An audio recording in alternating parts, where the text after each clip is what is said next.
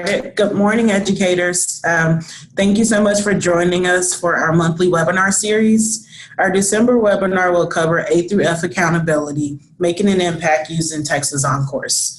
Across the state of Texas, educators continue to learn about the details of our statewide accountability system and what it means for our schools. Our staff has worked closely with the Texas Education Agency and our partners at the regional service centers to really stay up to date and share valuable information about accountability with the users of Texas OnCourse. In today's webinar, we'll cover the domains of the accountability system and hear from guest speakers and also OnCourse staff on how we can make an impact on accountability at your campus as well as the district level in terms of your ratings using our Texas OnCourse resources. Today, we have over 50 people registered for our webinar. For all of our attendees, you will receive a follow-up email with highlights from the webinar, a link to access the recording.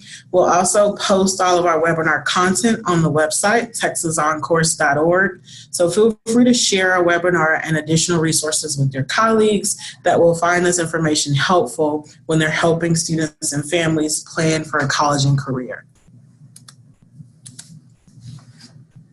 Here are a few tools to change your settings to make sure that you can actively participate during the webinar. Keep in mind that all of the attendees are muted to ensure that you can hear our guest speakers and the information they share, and we'll save time at the end for you to ask questions and make sure we cover all the questions that come up throughout the webinar. Those questions can be added to the chat box or also the Q&A box. And so here, this highlights the voice settings that you can adjust your volume. Here, you're able to raise your hand and also lower your hand in the middle of the screen here. You also are able to submit those questions that we mentioned in either the Q&A section that you see here, and then there's also a chat section. And at the top of the screen, you have the ability to also adjust the screen size, so you can either use the original or also full size the webinar. Most of the educators that join our webinars are familiar with Texas OnCourse, but if you are new to our resources, we can tell you a little bit about what we do and who we are. Texas OnCourse is a state-funded initiative really designed to improve college and career advising and also readiness across the state. We provide free college, career, and military readiness resources for educators, students, families, and really just help with resources that you could use on your campus and also across your district. Today, Texas OnCourse has 13,585 educators that are registered and actively using our resources. Those educators represent about 3,100 schools and over 930 school districts. In the last year, we saw really exponential growth, and we've heard some great feedback from counselors, advisors, and others in the field about how our resources have really helped them in their student family advising sessions, as well as professional development. And here is our agenda for today's webinar. So we will start off with brief introductions of everyone contributing to the webinar topic this morning. Leslie Brady from the Texas Education Agency will cover an overview of the 2020 accountability system. Next, Samantha Gonzalez and also Jamie Bell will cover, from our content and resources team, will cover content and resources and spotlight a lot of resources that we have included throughout our tools. And finally, I will share some district and also campus level best practices. You'll have an opportunity to ask questions, and we'll close out our webinar by highlighting the upcoming webinars for our series. I'll start off with my own introduction. My name is Jasmine Green. I'm the Associate Director for Content and Resources here at Texas OnCourse. I have a background in college and career access and success at the K-12 level, and I oversee an amazing team here at Texas OnCourse that really just works to ensure all of the content and also resources that we have included in our tools is quality, accurate, engaging, and really relevant for your needs in the field. Hi, I'm Leslie Brady. I work at the Texas Education Agency in the Performance Reporting Division. I'm a manager of policy and communications. I've been with the agency for about 3.5 years, and prior to that, I was a teacher. So thank you to all of you educators out there. Hi, I'm Samantha Gonzalez, Content and Resources Program Manager here on the Content and Resources team at Texas OnCourse. Hi, I'm Jamie Bell. I am the Curriculum and Instruction Manager. I review, revise, edit, and create all the curriculum, middle school curriculum content that we put out for our team. All right, so we will go ahead and get started with the 2020 accountability overview.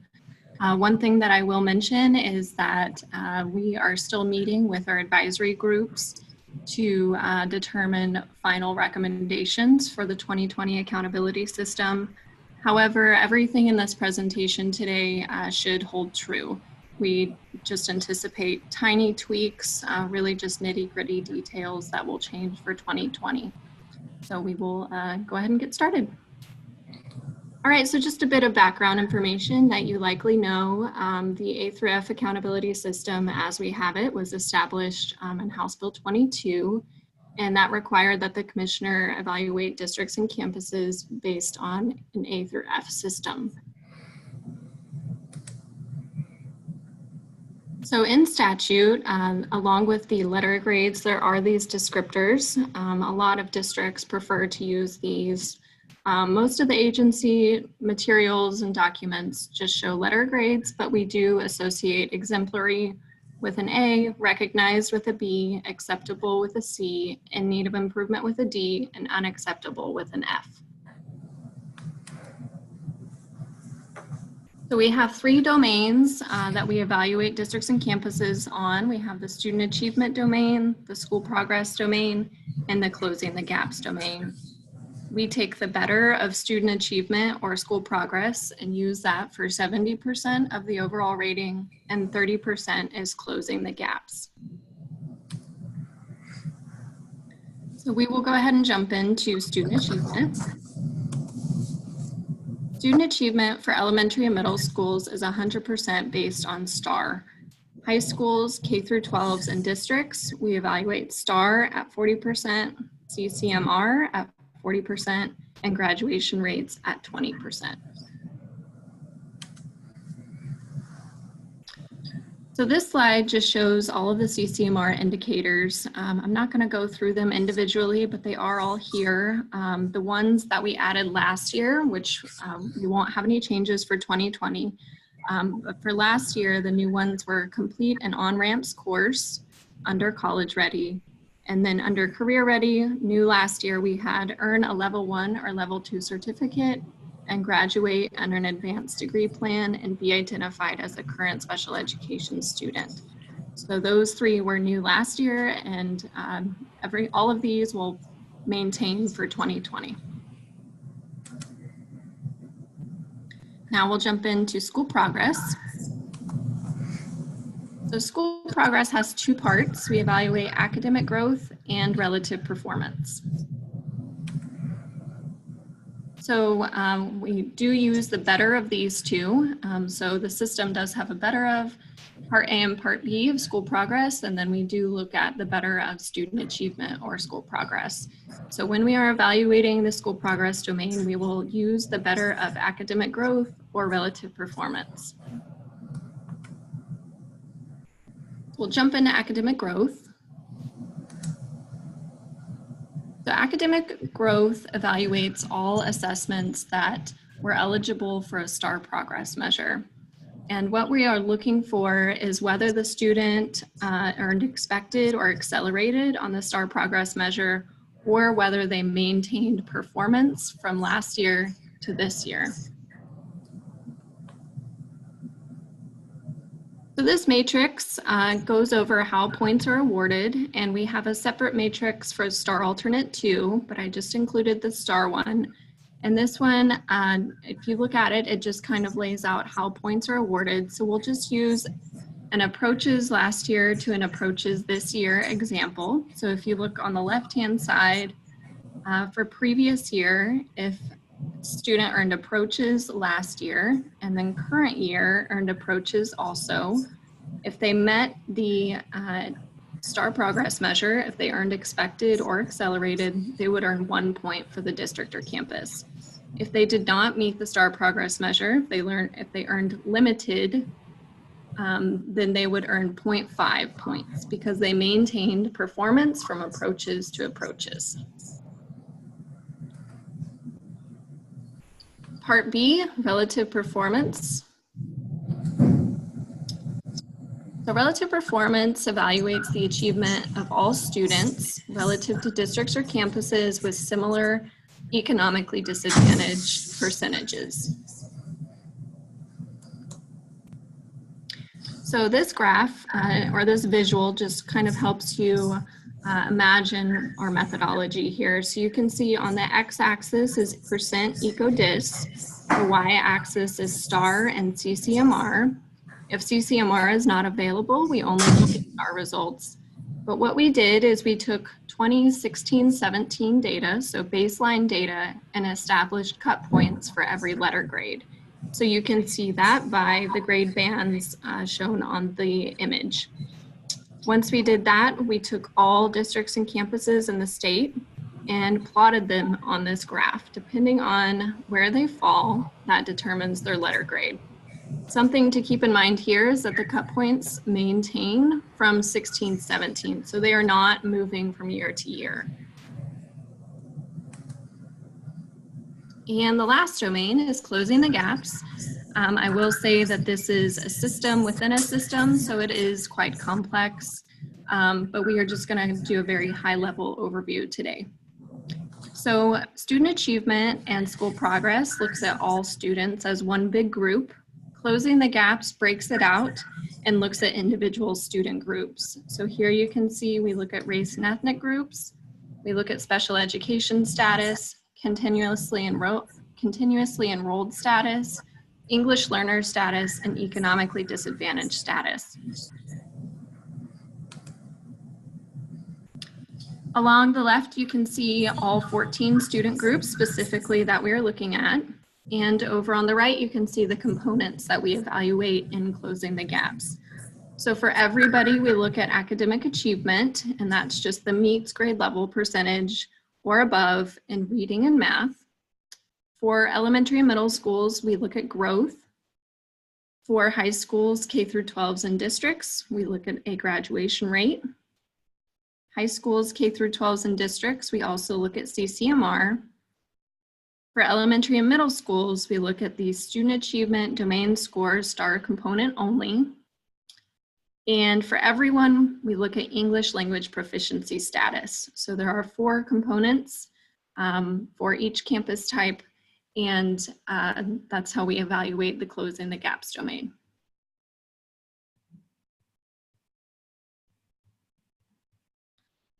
This is just another visual to help you understand how we determine an overall domain grade.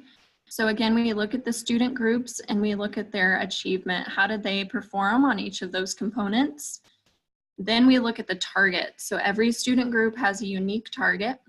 We compare their achievement to their target. If they met the target, they earn a yes. And we determine the percentage of student groups that met the target for the overall domain grade.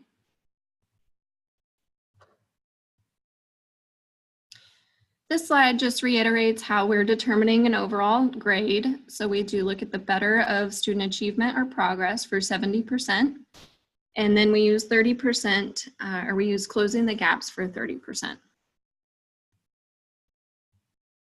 This slide just reiterates the visual that I showed you before. So just putting it into text.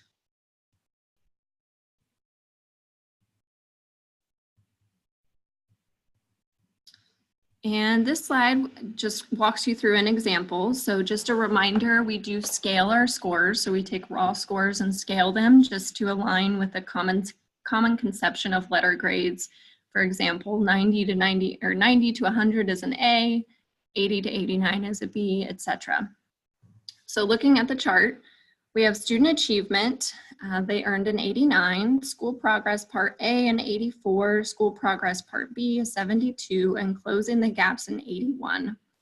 So the first thing that we would do is look at the better of school progress part A or B. So they had an 84 and a 72. The better of those two is the 84. Then we look at the better of student achievement or school progress. So they had an 89 in student achievement and an 84 in school progress. We would use the 89 for 70%, and that would come out to 62.3 points. And we would use the 81 from closing the gaps at 30% for 24.3 points. You would add those together and round to the nearest whole number, which would give you an 87 or a B.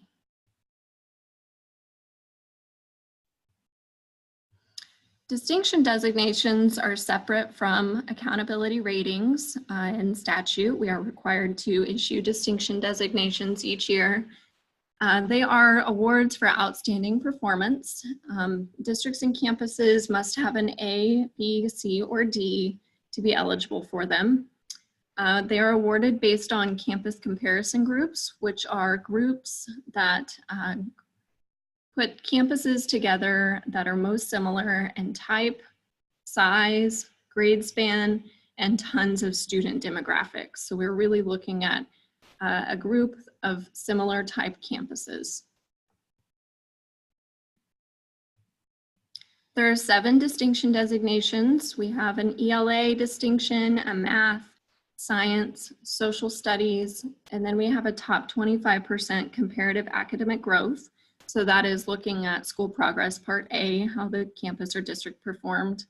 And then we have a top 25% comparative closing the gaps. We are looking at how they performed in the closing the gaps domain. And then post-secondary readiness, which is what it sounds like. We're looking at college, career and military readiness. And I just threw in a couple of FAQs. We do get tons of questions about which students are included in academic accountability ratings. And the calculation includes only assessment results for students enrolled in the district or campus in the previous fall and on testing day. So in order for the result to be attributed to the district or campus, that student must have been enrolled on the October snapshot in the prior fall and on the testing date. They have to be at the same district or campus. If they are not, it would not be included in the accountability subset that we use to determine ratings. And the next one is just when the accountability cycle is. So for 2020, it started last summer of 2019, includes fall right now, and then spring. So our cycle starts in the summer and concludes in the spring. And we do have tons of resources. You can go to the A to F page, which is listed on this slide, and the performance reporting resources page, which includes, and we do have an administrator's guide, which is really helpful. It provides a higher level overview than the accountability manual. The accountability manual really gets into the nitty-gritty details. If you can't fall asleep at night, it's a great read. And we do have a weekly bulletin. If you go back to the previous slide, we have a weekly bulletin. If you just go to the TEA website, underneath the search bar where this red arrow is pointing, if you click sign up for updates, you can sign up for performance reporting, and we do send out a weekly bulletin on Fridays just with some updates and great information. And lastly, we do have some helpful resources here. So our homepage is listed there. The ESSA page, the Every Student Succeeds Act, and the local accountability systems email if you're interested in local accountability. And we also have the performance reporting email. Feel free to send us an email if you have any questions. We're happy to help. And our phone number is also listed there for you.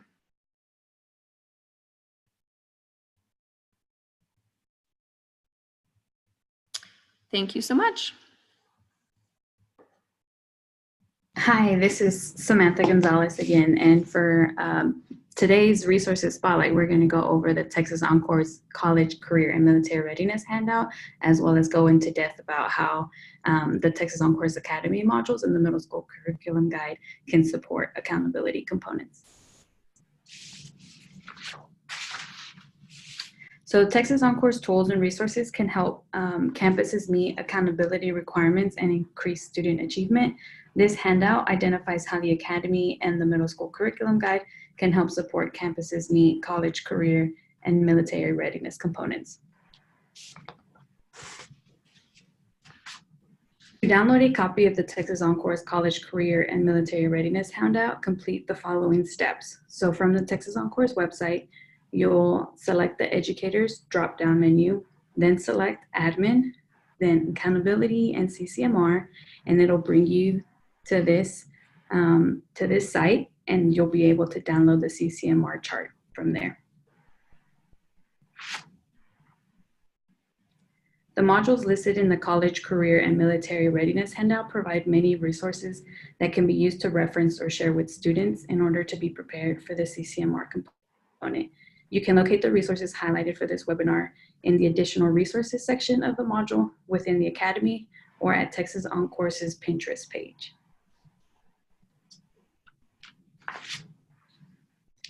For instance, you can find several PDFs that describe the differences, advantages, and possible limitations of earning college credit in high school. These PDFs can assist in identifying the appropriate college credit program for students who are interested in earning college credit in high school.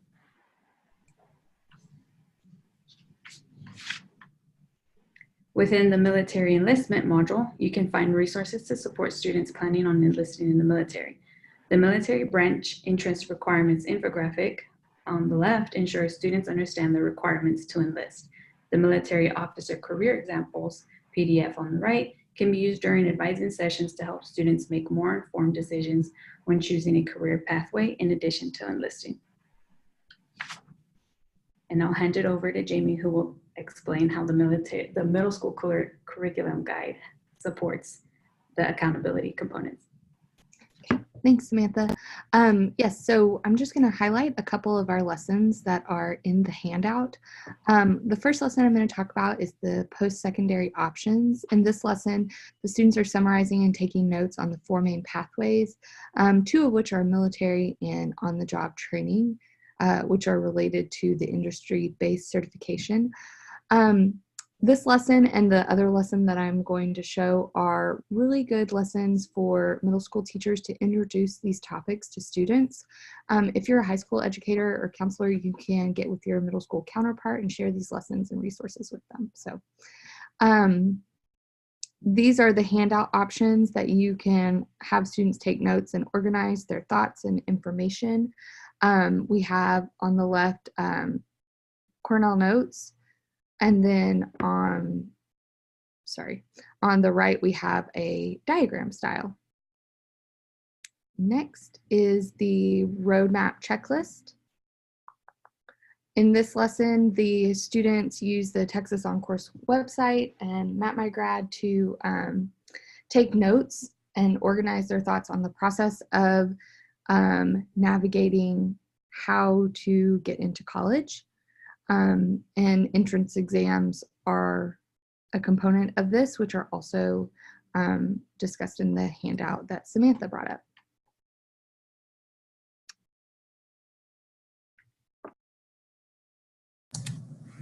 Thank you. Thank you, Samantha and Jamie, for highlighting our resources that we have included in the Academy as well as throughout our website. Thank you, Leslie, so much for sharing that important information around just accountability system and how the rating is scored. I think those are super helpful. We're going to transition to talk a little bit about a few best practices. So we'd like to just highlight an additional resource and also share some district level and campus level best practices that really help with impacting accountability on your campus as well as your district. So the first is our Data Dive tool. Data Dive is really meant to be a comprehensive resource that takes the Texas education statistics and really presents it in a way that's clean and also easy to read graphs. So we've compiled data from the Texas Education Agency so that visualizing academic progress and also trends has never been easier. Things like college readiness, SAT, ACT participation, STAR scores, attendance, graduation rates, all at the campus, district, regional, and also state level. And we have a ton of interest in this tool, especially from administrators. So we definitely encourage you to use Data Dive to explain accountability, to track progress, and even set goals. We also encourage you to use Data Dive really just to review and highlight some of those college, career, and military readiness progress and changes over time with both your colleagues and also your leadership at the campus and district level. The Texas Education Agency data that we visualized here really helps you identify key areas for campus growth and also district growth in terms of college, career, and military readiness. Here are a few district and campus level best practices when it comes to accountability to consider. The first one is focused on really just helps campus level staff be well versed in accountability measures. I think it's really important to not be the sole person on your campus along with the administrators who know about accountability. It helps. We always often say it takes a village, and we definitely agree when it comes to accountability as well. Secondly, is administrators play an important role in really just helping build a campus and district-wide culture that really just supports college, career, military readiness for all students. So consider engaging your administrators in accountability topics. Consider the tool that we just shared, Data Dive. We all know administrators are driven by data, so it helps to be able to point out some key metrics. Next, we encourage you to continue to actively engage with our resources and share them with your colleagues so that you're, again, not the only person at your campus that has this valuable information. We really work to enhance the skills of all campus level staff and educators when it comes to post-secondary and career planning. And lastly, we're continuously updating our information and also our resources to make sure that it aligns with the latest information from the field, state agencies, and even legislation. So with this in mind, we definitely encourage you to continue to leverage our Academy for Professional Development so that you continue to have those quality advising sessions with students and their families. Now, when it comes to making an impact on the CCMR, college, career, military readiness indicators, our resources help at both the middle school and also the high school levels by utilizing our middle school curriculum guide that Jamie Bell shared a few lessons from. You're able to meet those state mandates under House Bill 18 that require each of the school districts to provide instruction for students in 7th grade and 8th grade and really preparing for high school, college, and a career. Another best practice that you're already doing at the middle school level is really just setting aside time for instruction and course registration. This really just helps the students with making that comprehensive plan for high school and beyond. If we take a look at the high school level, Texas OnCourse Academy helps increase and also support efforts when we're talking about providing academic rigorous through those quality advising sessions. Some of the other best practices are at the high school level include things like developing quality CTE sequences and even partnering with your local institutions of higher ed to provide opportunities for students to earn college credit in high school. So I hope we have highlighted some helpful information, resources, and even best practices when it comes to supporting A through F accountability and just really making an impact on your district and campus rating. We're going to now open it up for questions for our attendees. So please feel free to add comments or your questions in the chat box or Q&A box, and we can answer those live now.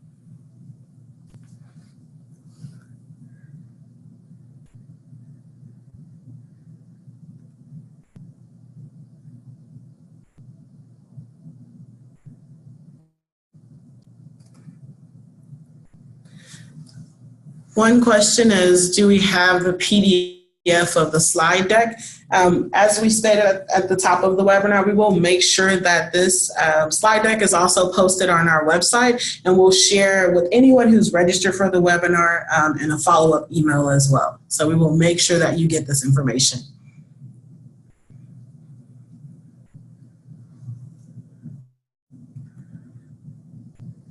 You're welcome. Any questions for our guest speaker around accountability and some of the information that Leslie shared at the top of the webinar?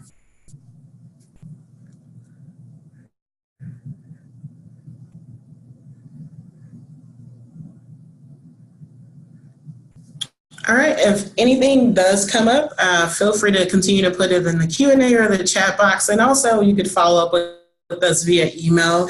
We're happy to still continue the conversation around accountability.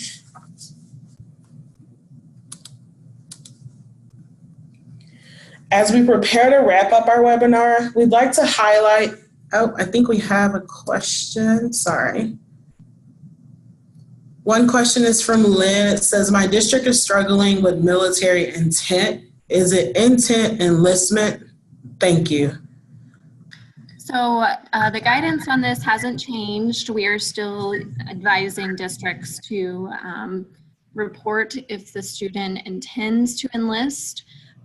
We are hoping that sometime in the near future, we're able to get enlistment data directly from the Department of Defense, but right now, nothing has changed, and districts should continue to report intent to enlist in TSDS PEIMS so that we can properly capture that. Great, thank you for that, Leslie. Sure thing.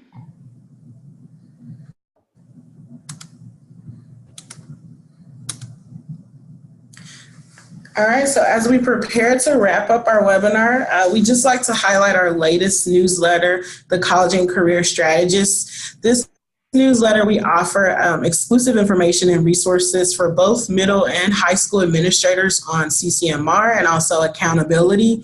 We've developed this information in close partnership with the Education Service Center Region 13's accountability team. The strategist is released monthly. Each month, it includes articles on accountability knowledge, strategies for boosting CCMR outcomes, links to statewide and also national trends, with several best practices from across the state. So we encourage you as well as your administrators to sign up to begin receiving this valuable information. You can do so by visiting our website, and it's texasoncourse.org/newsletter-sign-up.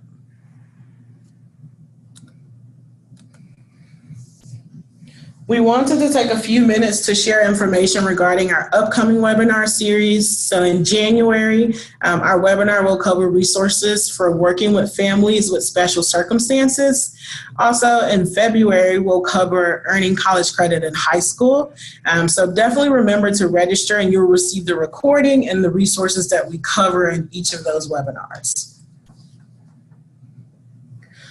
Well, that concludes our webinar. We thank you so much for taking time out of your busy schedule to join our webinar on A through F accountability, making an impact using Texas OnCourse. And remember that we will share a follow-up email with the recording, links, and resources. So thank you all again for joining us. We'll stay around for a couple of minutes in case there are any final questions, but thank you all again.